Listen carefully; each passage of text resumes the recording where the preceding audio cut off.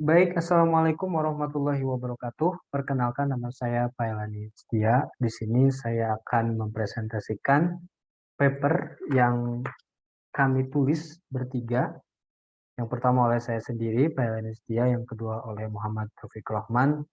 Dan yang ketiga oleh Khalil Al-Obaidi. Saya dan Muhammad Taufik Rahman dari UIN Sunan Bandung, sementara Khalil Al-Obaidi dari University of Imam Al-Dom Abu Hanifah, Baghdad, Irak. Kami eh, menulis sebuah paper yang berjudul Agama dan Adopsi Media Baru, Penggunaan Internet oleh Gerakan Hizbut Tahrir Indonesia atau HTI di Indonesia.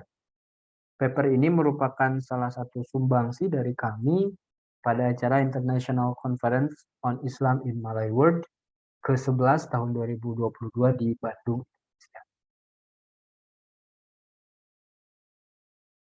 Baik, paper kami di latar belakangi oleh adanya fakta dan fenomena secara teoritis dan juga empiris bahwa banyak sekali pengamat yang menyebut agama memiliki ketidakharmonisan atau memiliki ketidaksejalanan dengan internet begitu. Para pengamat ini yang bisa kita saksikan bersama di dalam slide dipengaruhi oleh kuatnya tesis sekularisasi ya, yang beranggapan bahwasannya internet itu merupakan produk yang harus dipisahkan begitu dari agama begitu. Makanya para pengamat menyebut internet itu adalah produk modernitas yang penggunaannya itu berbahaya bagi agama. Salah satunya adalah akan menghilangkan otoritas agama secara tradisional begitu. Nah, di sini ada beberapa tokoh misalkan Armfield and Holbert ya, dia menyebut bahwasannya semakin seseorang menggunakan semakin seseorang religius, maka semakin ia tidak akan menggunakan internet karena internet itu adalah produk yang sekuler ya, yang bisa saja menghalangi sikap religius seseorang itu begitu ketika menggunakan internet. Pengamat lain juga menyebut bahwasannya internet ini merupakan produk yang di dalamnya memiliki nilai-nilai tertentu, utamanya yaitu kapitalisme dan juga nilai-nilai keamerikaan yang tentu bagi eh, masyarakat di wilayah timur ya itu sangat asing dan juga berbahaya begitu. Sehingga pengamat lain menyebut bahwasanya internet bisa saja akan melemahkan otoritas tradisional karena dengan internet akan banyak eh, referensi alternatif yang diciptakan yang digagas oleh para pemimpin-pemimpin baru begitu yang muncul di internet yang mereka lebih kritis dan memberikan referensi lain begitu tentang agama sehingga eh, tidak heran jika para pengamat menyebut internet akan mencerabut otoritas-otoritas keagamaan yang notabene adalah tradisional begitu. Namun demikian, eh, paper yang kami tulis ini justru akan membantah argumentasi para pengamat tadi. Bahwasanya ternyata meskipun internet ini tadi disimpulkan memiliki ketidaksejalanan atau ketidakharmonisan dengan agama, toh ternyata ada gerakan keagamaan yang justru bisa beradaptasi dan bisa mengadopsi internet sebagai media baru ini dan bahkan memberikan manfaat setelah menjadi fasilitas atau alat baru bagi kepentingan gerakan tadi. Nah, karenanya eh, paper ini akan highlight atau melihat begitu ya sejauh mana gerakan keagamaan yang ada di Indonesia, yakni gerakan Hizbut Tahrir Indonesia, ini menggunakan internet dalam aktivitas mereka begitu. Hal ini mengapa penting gitu, khususnya mengapa melihat gerakan Hizbut Tahrir Indonesia karena secara ideologis kita mengenal Hizbut Tahrir Indonesia ini adalah gerakan yang sangat ultra konservatif ya secara ideologi, atau dalam tanda petik mereka sangat radikal begitu, tapi dalam aktivitas mereka itu justru tidak terlihat sama sekali sifat yang atau ideologi yang konservatif tadi begitu. Sehingga artikel ini menjadi penting untuk membantah bahwasanya internet itu tidak seperti yang para pengamat tadi bilang. Internet ini memiliki keharmonisan dengan agama, khususnya oleh gerakan keagamaan. Nah, metode yang digunakan adalah kualitatif, murni. Studi ini dilakukan dengan observasi online, yakni dengan mengobservasi secara mendalam eh, akun atau situs ya, situs milik Hizbut Tahrir Indonesia, yakni Media Umat begitu. www.mediaumat.id. Kenapa situs ini dipilih? Karena memang situs ini mewakili gerakan Hizbut Tahrir Indonesia, kemudian menjadi situs paling aktif dan juga banyak dirujuk oleh situs lain atau pengikut HTI lain di internet begitu. Nah, pembahasannya dimulai dari sini. Kita mengenal Hizbut Tahrir itu adalah sebuah gerakan transnasional yang dibentuk tahun 1952 oleh seorang hakim asal Palestina, Taqiyuddin An-Nabhani ya. Beliau ini adalah seorang hakim dan resmi sebagai seorang pemimpin atau amir pertama Hizbut Tahrir. Gitu. Gerakan ini gerakan transnasional atau melintas batas ke negara dan benua ya, salah satunya sampai ke Indonesia, yakni tiba di Indonesia tahun 1980-an ya. Perintis Hizbut Tahrir di Indonesia adalah seorang ulama yang bernama Abdullah bin Nuh yang memiliki pesantren di kota Bogor ya. Dan Abdullah bin Nuh ini kemudian berkenalan dengan seorang mantan anggota Hizbut Tahrir Libanon yang hijrah ke Australia, yakni Abdurrahman Al-Baghdadi. Dan setelah Abdullah bin Nuh mengajak Al-Baghdadi ke Indonesia, mereka akhirnya menyebarkan gerakan ini ke lapisan masyarakat. Salah satu yang menjadi target adalah kaum cendekiawan dan juga kaum mahasiswa ya di beberapa kampus di Indonesia. HTI kemudian berkembang dan membesar sehingga mereka berhasil melaksanakan agenda-agenda besar seperti konferensi khilafah internasional, kemudian muktamar khilafah internasional dan agenda-agenda besar lainnya yang juga mempengaruhi opini publik di masyarakat Indonesia begitu. Nah, salah satu aktivitas yang menyebabkan Hizbut Tahrir Indonesia ini adalah besar, yakni respon mereka atas internet ya. Mereka sangat aktif merespon perkembangan globalisasi dan komunikasi ya. Salah satunya merespon internet. Salah satunya adalah melalui situs Media Umat ya. Jadi Media Umat ini merupakan koran resmi milik HTI yang sebelumnya hanya disebarluaskan melalui media cetak begitu. Sebelumnya disebar ke para kader, kepada syabab-syabab mereka. Tapi dengan kehadiran internet, mereka melakukan strategi lain dalam penyebaran koran ini dengan menjadikannya sebagai sebuah situs yang bisa diakses oleh siapapun, yang diberi nama Media Umat. Tagline dari situs ini adalah memperjuangkan kehidupan Islam. Ini adalah khas sekali ya dengan perjuangan HTI, yakni dalam memperjuangkan kekhilafahan Islam. Begitu. Nah ini situsnya ya, bisa dilihat tampilannya sangat merah dan juga ini melambangkan simbol perjuangan mereka begitu. Nah dalam penggunaan internet sendiri ya oleh HTI ini ada 3 poin sebetulnya, yakni mempromosikan gagasan, sikap dan juga identitasnya begitu. Makanya dalam situs Media Umat ini setelah diinvestigasi secara mendalam oleh kami sebagai penulis, ada 3 poin pokok penggunaan internet oleh Hizbut Tahrir khususnya dalam situs Media Umat ini. Yang pertama itu adalah mempromosikan gagasan khilafah.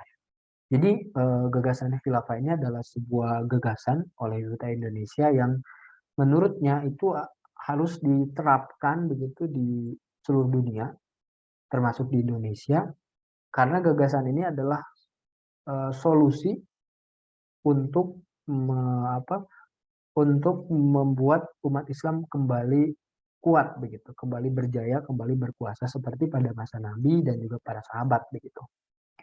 Mereka percaya bahwasannya Nabi Muhammad SAW sebagai seorang nabi, tapi juga sebagai kepala negara begitu.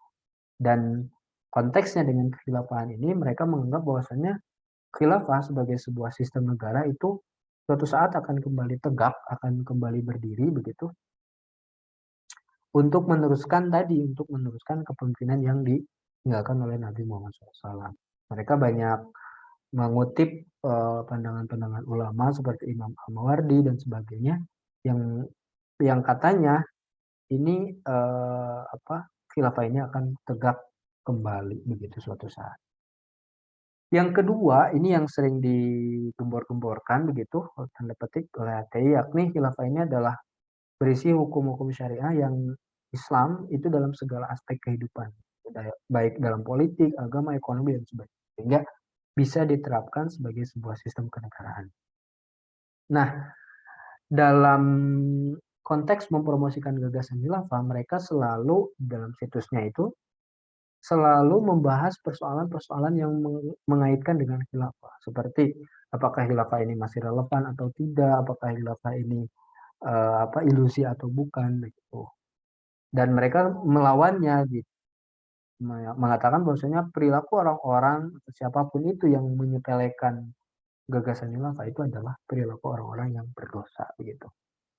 Dan penyebaran gagasan khilafah ini sangat terlihat sekali dalam setiap artikel, berita, dan video yang dipublikasikan di situs ini ya, bahwasanya gagasan-gagasan khilafah itu selalu dikampanyekan di dalam setiap artikel, berita, dan bahkan video. Itu yang pertama. Nah ini ya salah satu postingan-postingan yang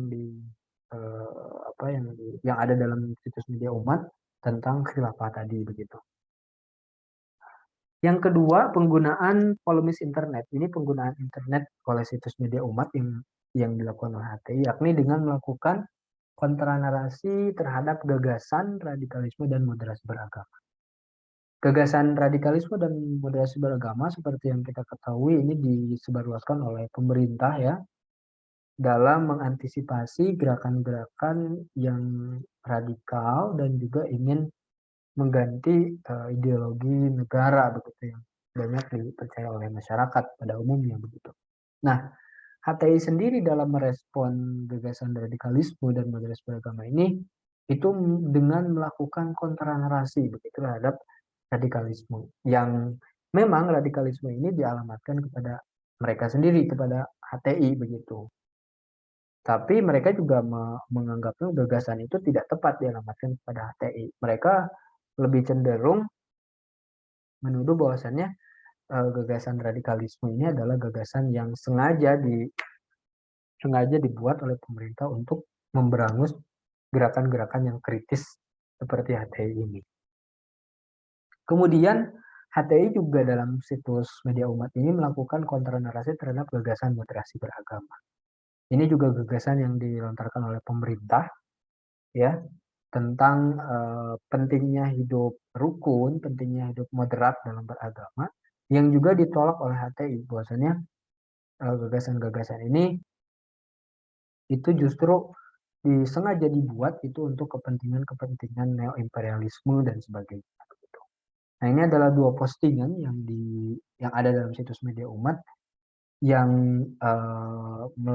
dengan jelas mereka melakukan kontra narasi terhadap gagasan radikalisme dan moderasi beragama.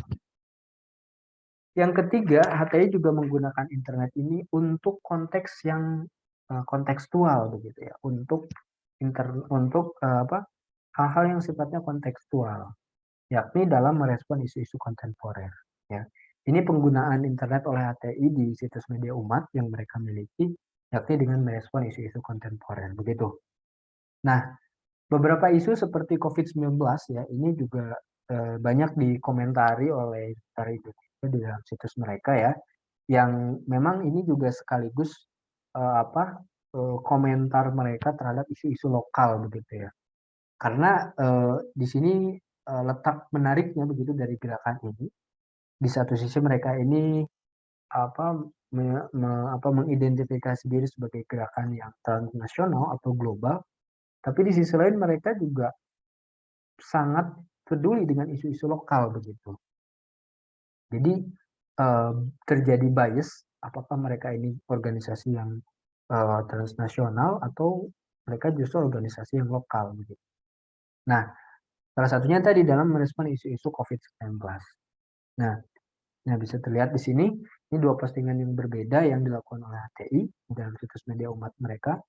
Ini yang pertama tentang COVID-19 tentunya, yang isu lokal, dan yang kedua adalah isu internasional atau isu global, yakni tentang konflik atau krisis di Israel dan Palestina.